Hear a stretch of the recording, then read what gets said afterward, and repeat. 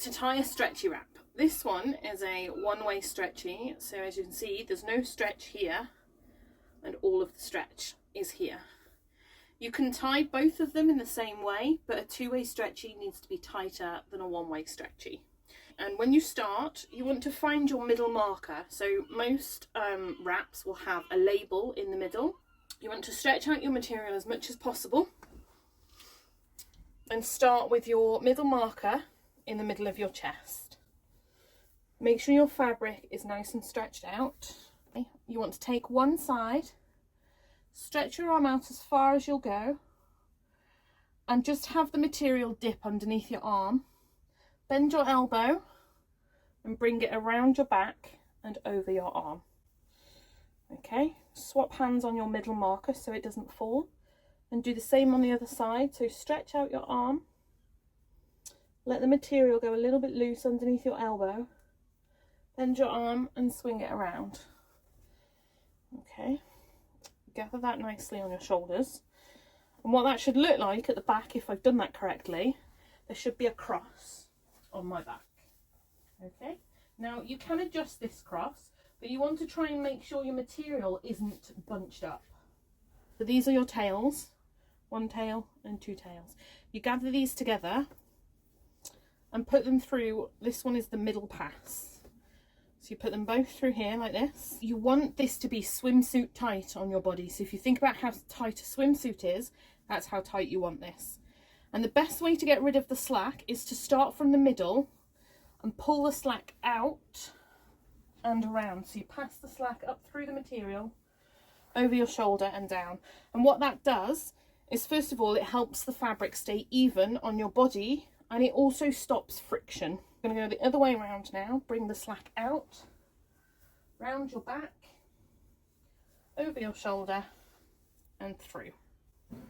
So what we've got here, we've got one pass here and we've got two tails. I'm going to move this pass just so you can see what I'm doing, but ordinarily you wouldn't do that. So you're going to take these two tails now and you're going to cross them over each other.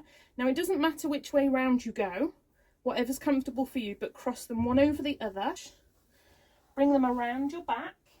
Now, depending on the length of your material, you can either tie it here or you can bring it back around the front and tie it at the front. As you can see, this one's not very long, so I'm going to tie this one around the back. And the best way to do that is to just do a nice single knot. Make sure this is flat against your back because you don't want this pressing into your spine. Pull it nice and tight and then just double knot it. If you've got somebody with you, they can help sort of flatten the material out for you. And at the front, that's what it looks like.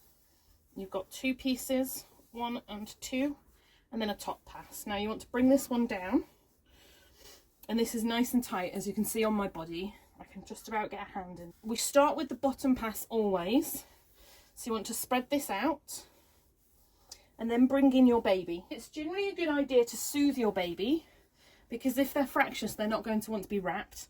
And if you always wrap them when they're fractious, then they'll associate that wrap with something they don't particularly like. So you want to calm them and soothe them, talk to them. Okay, bring their arms upwards. You want their arms upwards. Okay, and you take the wrap closest to your body. Take the inside of the material, bring it down and around your baby's leg. Okay, oh, just like so. And now what you want to do is to sit your baby back. It's like they're sitting in a deck chair. And you want this pass to go from knee pit across their back and to the other knee pit. When your baby is smaller, they will naturally bring their knees up to their chest. This is a fine shape for them to have. When your baby is newborn, you want to follow the curve of their spine. And as they get slightly older, you can make a better seat. But when they're newborn, you want to keep their knees nice and tucked and keep their natural newborn shape. So that's one side. And then you bring the other side, bring it down, oh, and around their leg. Make sure their arms are upwards. And again, you want this to go in the back of their knee, one side, across their back, and then to the other side. Now, if it doesn't feel like they're sitting, you can get your thumb and just prod it gently into their pelvis and use your finger to hook the back of their knee. And what you're doing is you're rotating their pelvis backwards. So their knees are up and their bottom is down.